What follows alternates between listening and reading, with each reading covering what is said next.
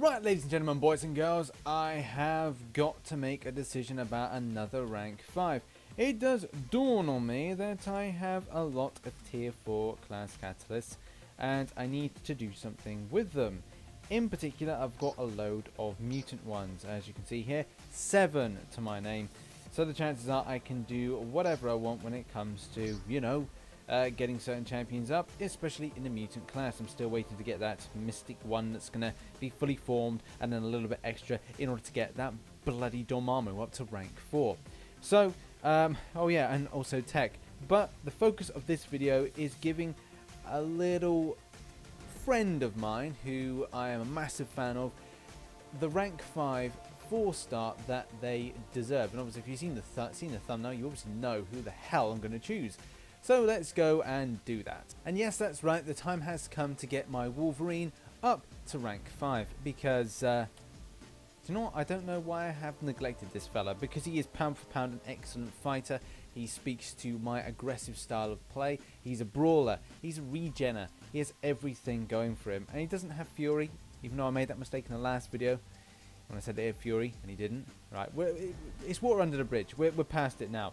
So looking at this champion, as I usually do, I check out the attributes prior to the fact that we take the champion up any further. And obviously we're looking at a critical rating of 22.6, 177.7% for critical damage rating, an armor rating of 10.8 with a block proficiency of 63.4%. Still, that's pretty high block proficiency, so that is quite nice, especially well-rounded with a mutant team and kind of exploiting things with armor. We're talking like special damage increase, we're talking, which is mutant agenda. We're also then talking about block proficiency, armor break, so all those lovely things that are going to mean that this champion is going to be able to withstand a lot of punishment, and that's what I'm going to do. Obviously I'm going to take him, he's Winter Soldier, of course I am, and he's going to take a lot of damage, but also he's going to dish out a lot in return, because bleed is going to be something that we're going to look for. We're hopefully going to see a lot more crits.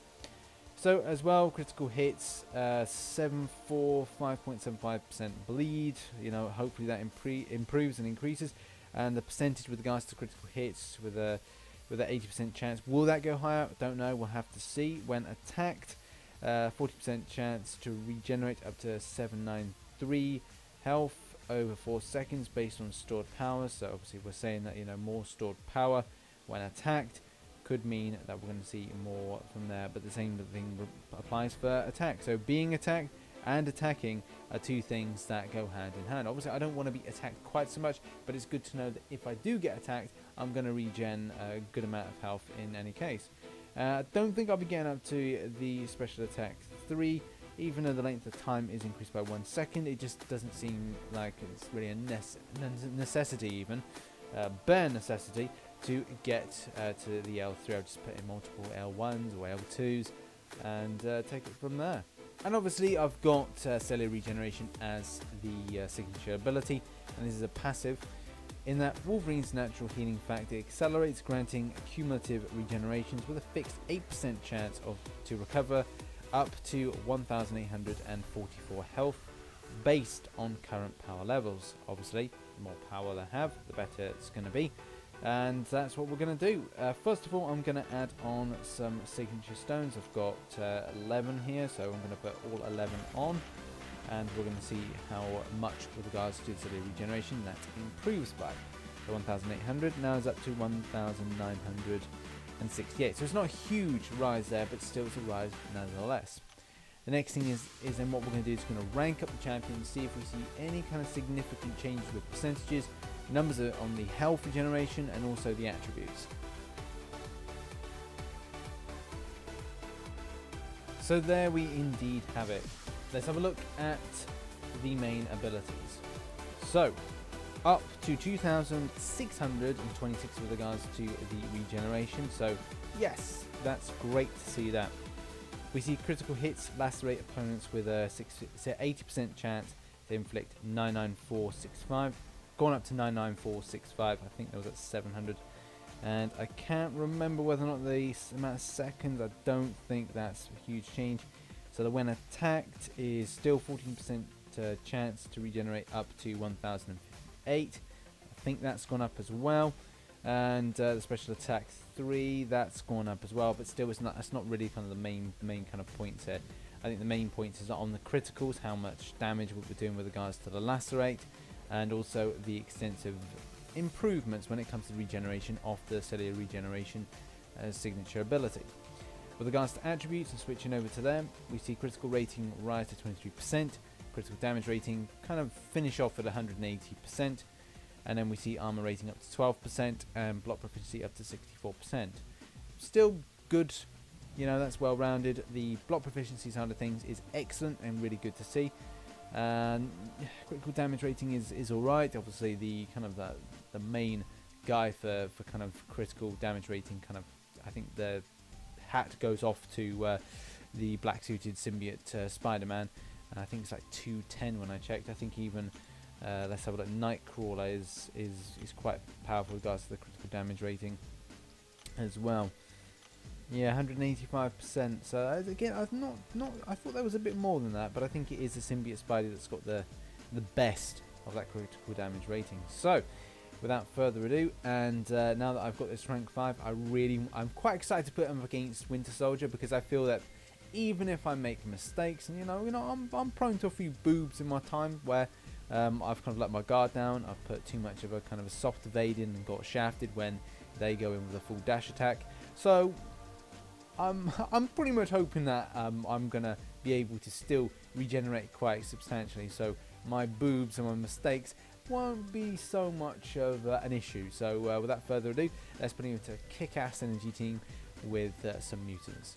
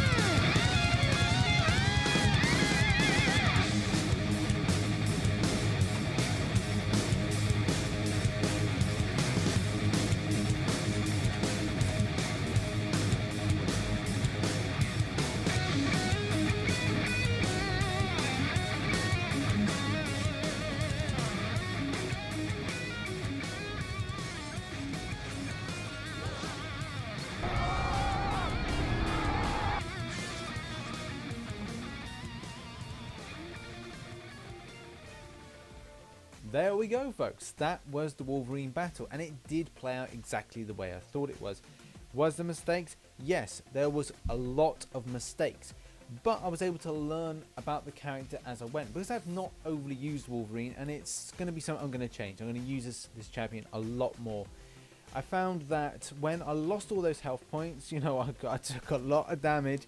It was all about that power gain, and the amount of power that I had stored really affected the amount of regen that I got. So the more power I had, the more way I could flip the tides of the battle. So it looked like I was gonna be wiped out, but I decided to keep all that power, refraining from using those specials, which meant that I was able to regen a lot more health, which we saw was kind of like about 0 when there was no power, and then it just kind of went up to about like 70 odd, and then it went to 153 towards the end point as well. Unfortunately, it got a second regen at the time, so therefore I was getting that, and also multipliers with regards to the when attacked and when attacking, and also the cellular regeneration. So I was managing to regen about 300 and something a time, which was good. Like, that was really, really good to happen.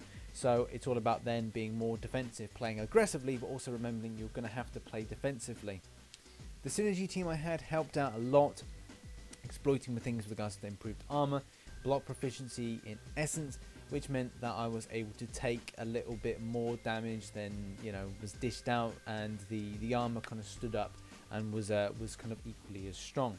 So that was good for my team and good for me. I don't know why I didn't decide to take this champion up further. I think it's just basically 5 stars came into the game, and that seemed to be more of a kind of a popular thing for me to kind of rank up my 5 stars first, and then champions that maybe I enjoy playing with most got the kind of boot to the side.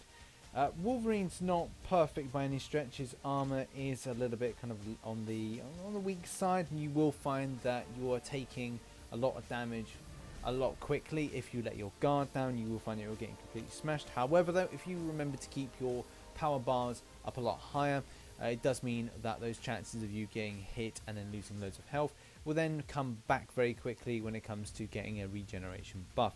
So it's important, obviously, to have lots of power, do lots of attacks, and then you'll see that your regen is kind of matching that to a degree. But obviously, when you're reaching harder content, it is best that certain champions, Realm of Legends is very easy because they only do either L1 or L2. If you're kind of pushing enemy champions to about L3s in a kind of harder game content, then it may not be a champion that I would recommend for the reason of kind of you're going to get smashed, really. Don't push them to L3s at all. But as I'm looking for an easy farmer of health pots in Realm of Legends, I am going for this guy. He's like full beast mode when it comes to getting in lots of bleeds, and also having regen, and also the amount of crits. You know, crits seem to be quite consistent with this character. So Richard Leggy. So yeah, thanks very much for watching this video. It's been a video on Wolverine and the rank up, and also up to signature level 41. If you enjoyed the video, hit that like button, subscribe for more Marvel Contest of Champions based content, and remember to put notifications on so you see when MCSE news comes up, and we all kind of rejoice and the world is lovely again. So thanks very much for watching this video, and I shall catch you on the flip side. Bye bye for now.